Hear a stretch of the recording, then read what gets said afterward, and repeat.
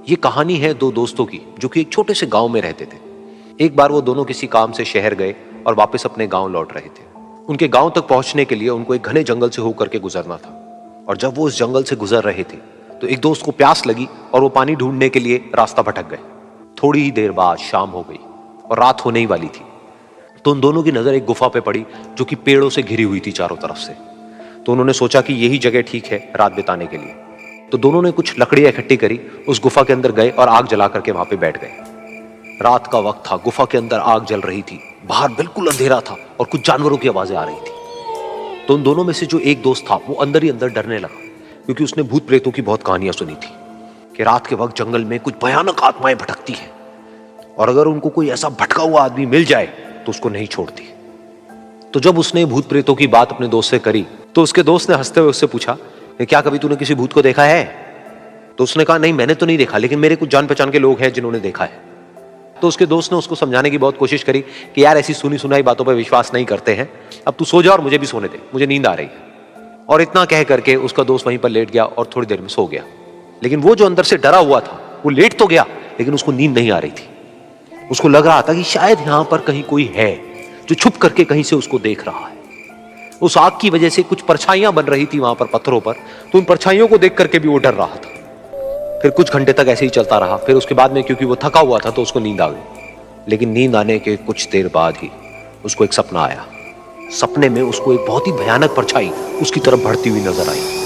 अब जैसे जैसे वो अंदर से डरता चला जा रहा था, वो परछाई उसके और पास आती चली जा रही थी और बड़ी होती चली जा रही थी। और उस परछाई में एक हाथ उसको नजर आया जिसके बड़े बड़े नाखून थे, और वो हाथ उसकी तरफ बढ़ता चला गया और उसके गले तक पहुंचने ही वाला था कि तभी वो डर करके एकदम से उठा।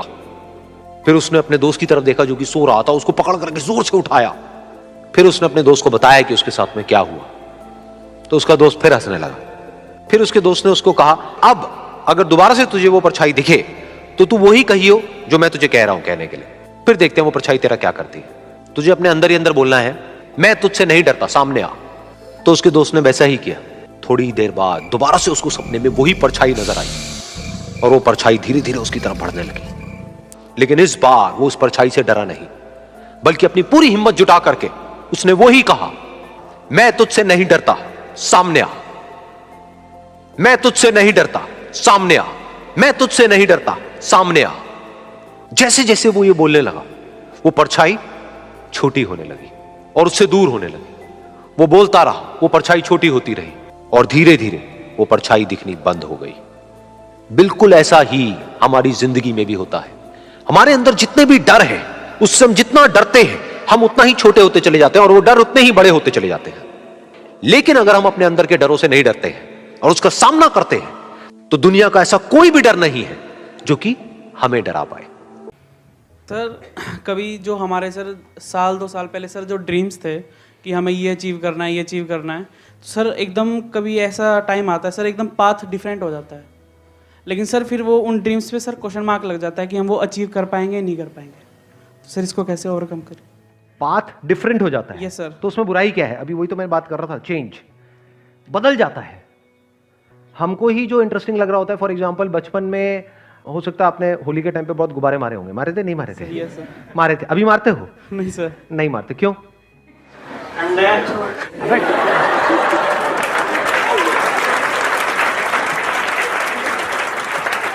ठंड है। मैं अभी मारने की बात कर रहा हूं। मैं कह रहा हूं यहां पे जेब में गुब्बारे लेकर के आओ, मारो यहां पे सबको। होली की बात हो रही है, एक से एक भरे पड़े हैं। कौन था ये ठंड वाला आदमी? अरे ठंड है। बताओ अभी क्यों नहीं मारते? सोचो, मतलब इस तरह से हम कभी सोचते नहीं है, छोटी छोटी चीजों को हम इग्नोर करते हैं। क्यों नहीं मारते? मतलब फ्रेंड्स नहीं होते वैसे जो हम इंजॉय करते थे उनके साथ साथ टाइम भी बदल जाता है। चलो फ्रेंड्स भी मिल गए, मान लो वही बचपन वाले फ्रेंड्स मिल गए जो साथ में मिल करके टोली बनाते थे और गुब्बारे मारते थे छुप छुप करके, वो भी मिल गए। क्या मारोगे गुब्बारे? No sir. हाँ, क्यों नहीं मारोगे? मैं वही पूछना चाह रहा हूँ, क्यों नहीं? सर मैच्योर हो गए एक तरह से। मेच्योर मतलब क्या? What do we mean by mature? Interest change हो गए लाइफ में। Yes sir. पहले उसमें इंटरेस्ट था, अब उसमें नहीं है, अब किसी और चीजों में इंटरेस्ट है कि नहीं? Yes sir.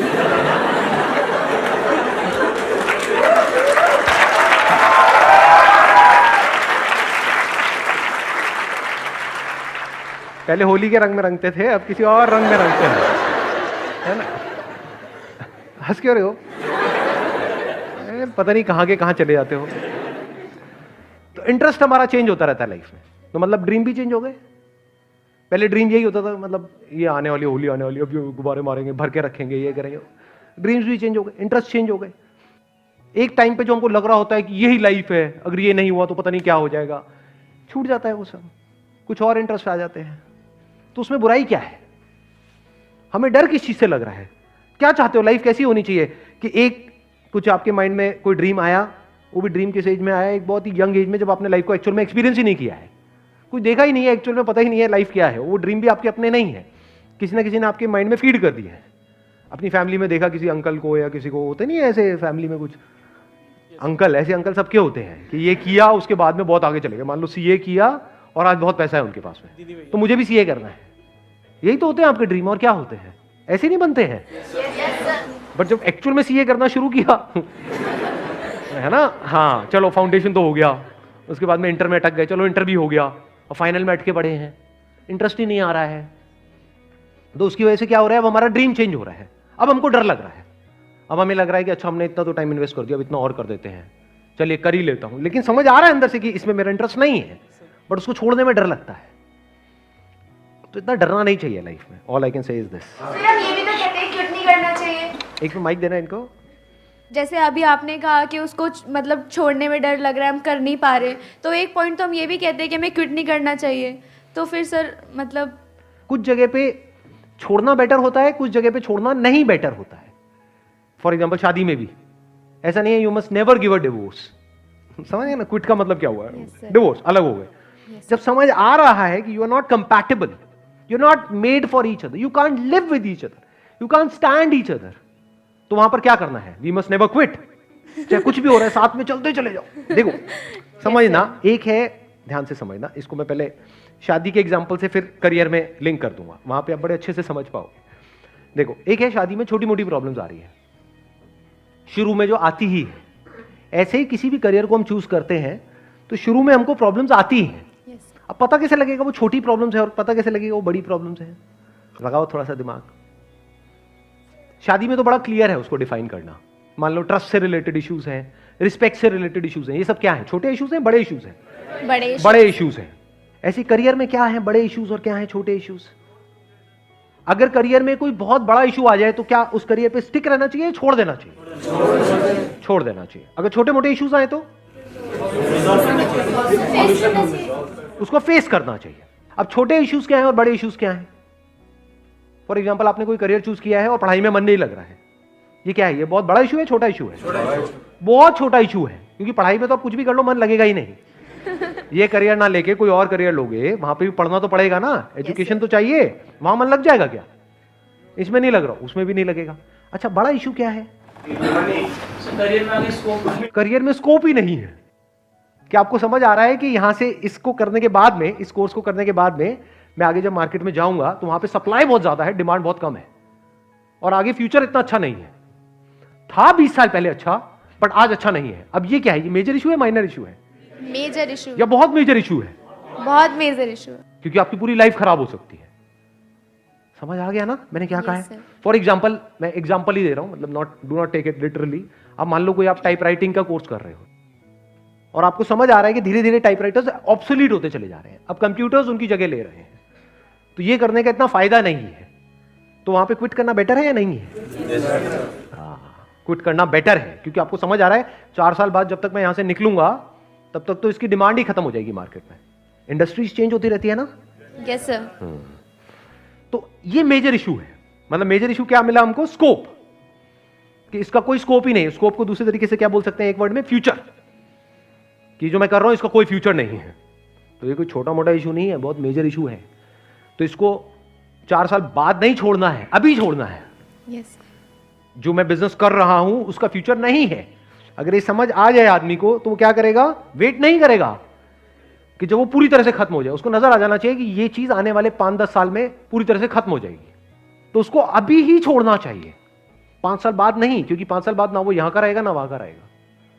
जैसे रिलेशनशिप है, इसका कोई फ्यूचर नहीं है। ये क्या है? ये छोटा इशू है, मेजर इशू है? मेजर इशू है, तो आगे बढ़ना ही नहीं चाहिए, नहीं तो वो कॉम्प्लिकेटेड होती चली जाएगी रिलेशनशिप। ऐसी हमारी लाइफ कॉम्प्लिकेटेड हो जाती है। ठीक है, क्लियर हुआ ना? क्या बड़ा इशू है, क्या छोटा इशू है? तो अगर कोई बहुत बड़ा इशू हो तो छोड़ना बेटर है, छोटे मोटे इश्यूज हो तो फेस करना बेटर है।